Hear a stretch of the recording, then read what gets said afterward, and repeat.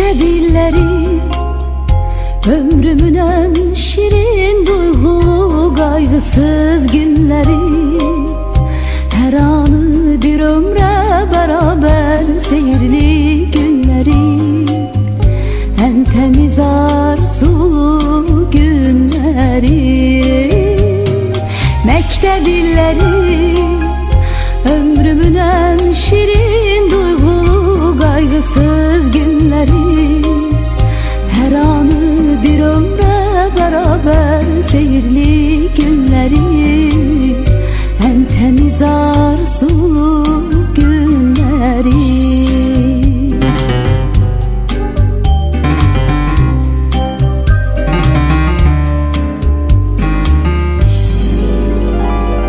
Hele onda bu dünyanın şerinden, yalanından.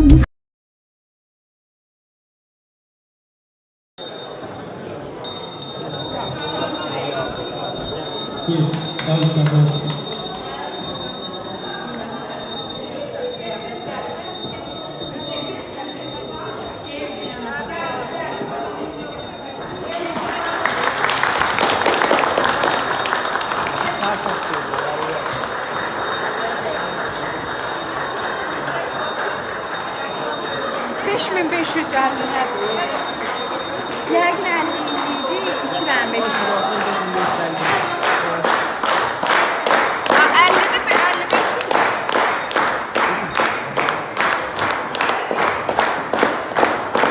Bu da qalsın kimdə?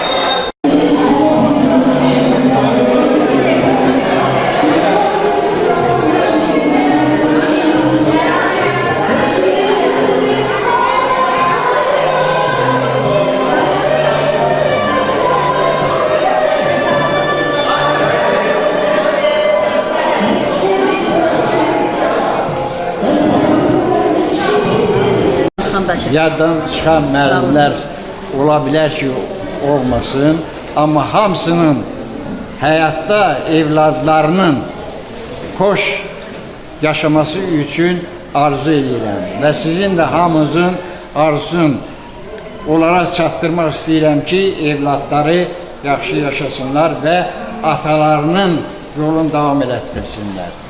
Mən bu günləri Təriş xanım özüm sevinirəm ki, burada iştirak edirəm. Yəni, üzdən, sifətdən tanıyıram, adlar yadımdan da çıxsa, amma mənim də sevincim böyükdür. Və arzu edirəm ki, bu sevinclər hamımıza qismət olsun və hamımıza ən şirin nimət olan can sağlığı arzu edirəm. Sağ olun. Allah şey eləməsin.